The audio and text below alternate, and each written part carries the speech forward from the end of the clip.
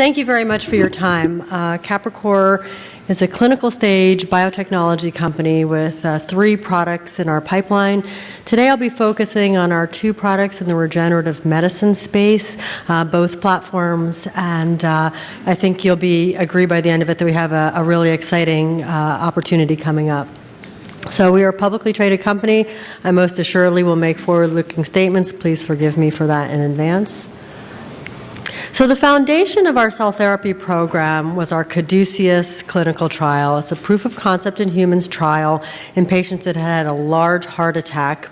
And then we were given them their cells down their coronary artery and waited 6 months and then a year where we did magnetic resonance imaging and studied the effect of the cells on their hearts. And what we found are 2 things. First, in this groundbreaking study where we were the first to put a coronary-based cell down a coronary artery, we found that it was safe to do so.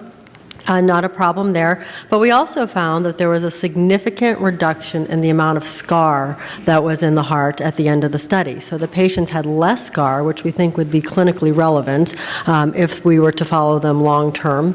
And we also had an increase in viable mass. That was the healthy beating tissue that was in their hearts, replacing the scar that had been there. So this led us to move forward with a very active clinical program with these cells. They're called the cardiosphere-derived cells. CDCs, or now their product name is CAP-1002.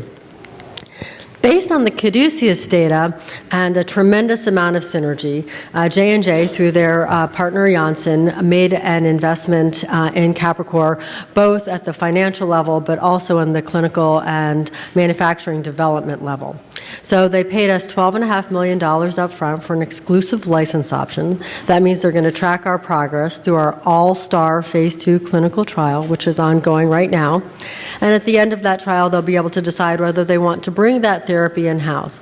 If they bring it in-house, and I think we all agree that doing trials in heart failure or heart disease are incredibly expensive due to the size of the trials that have to be done on a global basis, it's nice for a small biotechnology company to have a big pharma partner to carry that forward. And so to that end, J&J would then step up to the plate and take over all those development costs, pay us milestone-based payments in turn up to $325 million, which don't include sales, milestones, or royalties, and most importantly, take over also the commercial stage manufacturing. However, not to be a company that allows grass to grow under their feet, either J&J nor Capricor, we're working together actively at this time, building together a full CMC package such that we can take this therapy to pre-commercial stage should they bring it in. So this is an active collaboration that's ongoing as well as a long-term opportunity for the company. Shown here is our pipeline of the opportunities that are available in Capricor today. As I mentioned, our ALLSTAR is our Phase 2 clinical trial. I call it CADUCEUS with a kick. For those of you that have heard me present before or have followed the company, you remember that CADUCEUS used an autologous-based cell. That means we took tissue from your heart, we took it back to the lab, grew it up into a dose of 25 million cells, and infused it down your coronary artery. We found that was an effective strategy in terms of the therapeutic outcome, as you saw from the CADUCEUS data, but we felt from a business model and strategic development point of view, it was just not an effective strategy. So we decided to move forward with an allogeneic platform. So ALLSTAR is using our allogeneic cell. We've reported out Phase 1 data, which showed not only was it safe, but it was trending in the direction of the CADUCEUS data with a reduction in scar size, increase in viable mass, and trending towards improved ejection fraction. I use the word trending not because we didn't see significance, but because it was an open label trial without controls just to demonstrate safety of that allogeneic product. And so we can't really say that it was significant, but we sure think it looks pretty promising. And we're looking forward to the ALLSTAR Phase 2 results in late 16, early 17. Dynamic is our trial, which we should be reporting out at the American Heart Association in advanced heart failure. Since we know that heart failure, now your heart is globally damaged, so instead of just infusing down one coronary artery, we're using what we call triple vessel infusion. So we're infusing down all 3 coronary arteries.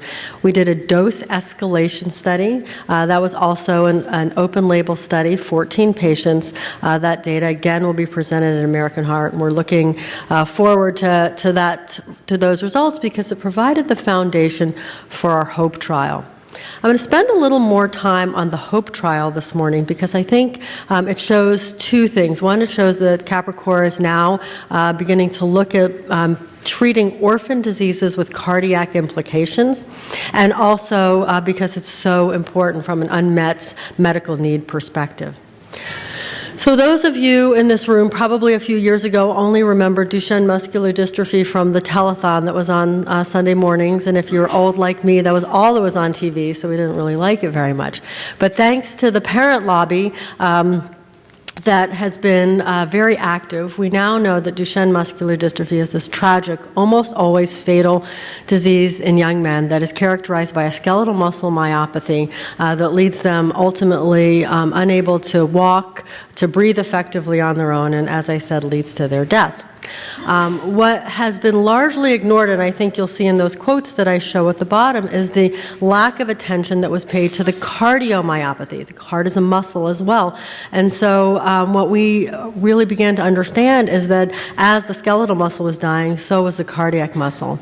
And ultimately, most of these boys die from complications of the cardiomyopathy, especially in these days where the therapeutics for the respiratory complications are so much better. And so we saw a unique opportunity because I just want to draw the connection here between the cells that we have, which we've now shown to reduce scar in the heart, and then we have this paradigm where we have boys with increasing scar in their heart. It seems like a perfect match. So we went forward and did some preclinical work using what would be considered the standard model called the Duchenne mouse, or the MDX mouse.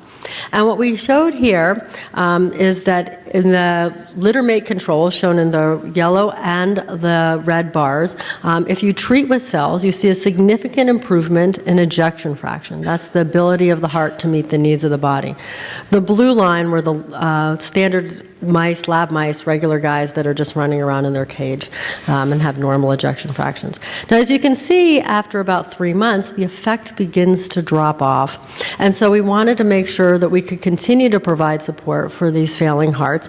And so we went back and did another study with a repeat dose. And what we show here is that if you repeat dose, you can reinvigorate the effect and actually, again, drive for the improvement in cardiac function.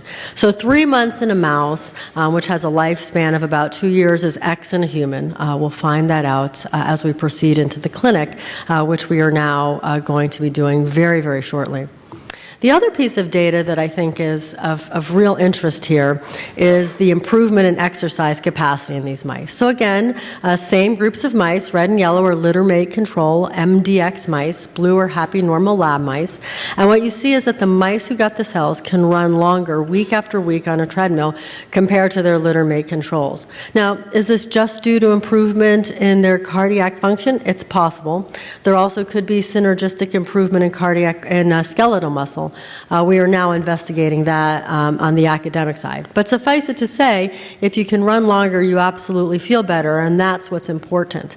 So taken together, this data, along with significant amounts of other data showing the mechanistic implications of these observations, which is the invigoration of the mitochondria, basically the power generator of the cell, we are now about to begin, and it should be in the next couple of weeks, the HOPE Duchenne trial, 24 patients, 1-to-1 randomization, triple vessel infusion, and we're going to be looking for safety, of course, and hints of efficacy both at 6 and 12 months in these boys with cardiomyopathy-associated Duchenne muscular dystrophy.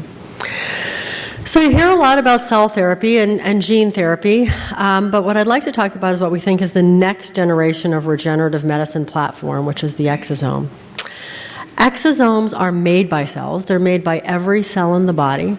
They are the way that cells communicate with each other. They're nanometer-sized lipid bilayer vesicles packed with messenger RNA, microRNAs, yRNAs, and a variety of other peptides and proteins that go from one cell to another and tell them not only what to do, but also change actually gene expression by changing what happens in the nucleus of those cells.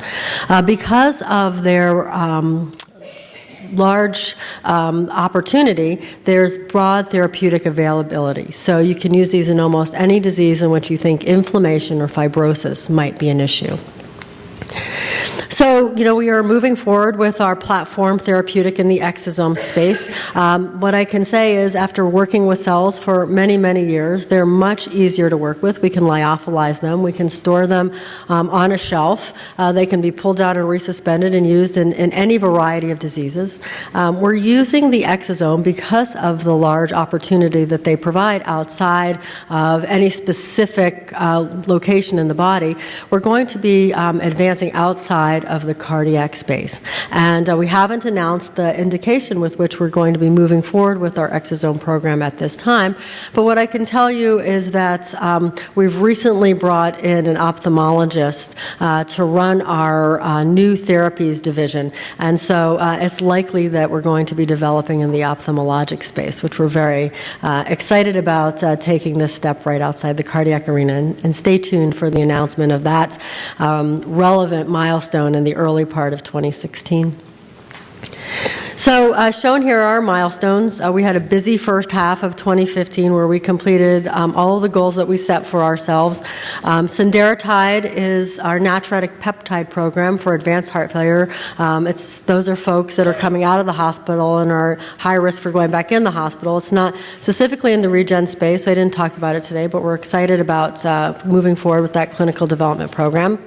We got orphan designation for our DMD program, and then we submitted our IND for Duchenne muscular dystrophy, got that approved, and as you now know, we're starting that trial soon. We expect to have a busy fourth quarter with the initiation of the trial, reporting out of the dynamic results. As I mentioned, that's our advanced heart failure trial, and then, of course, announcing the first indication for exosomes and powering that very exciting therapeutic forward is going to be keeping us busy in the first part of 2016. So shown here on this slide are the people that helped take these therapies forward. Some of my team are here in the audience today, and what I can say is that it takes a really tremendous amount of brain power to get baby biotechnology off the ground, and I think we are in fact doing that. So I think that the people that are here to support me only show how smart I am at recruiting the very best that there is. I also want to take the last minute to thank the Alliance. This meeting has gone from a very small boutique meeting with a small group of attendees to really a large audience of diverse types of people from all walks of the field. And so it's exciting to be able to share the progress that we're all making with such a good group. So thank you for your time, and I look forward to talking to you out there if you have any further questions.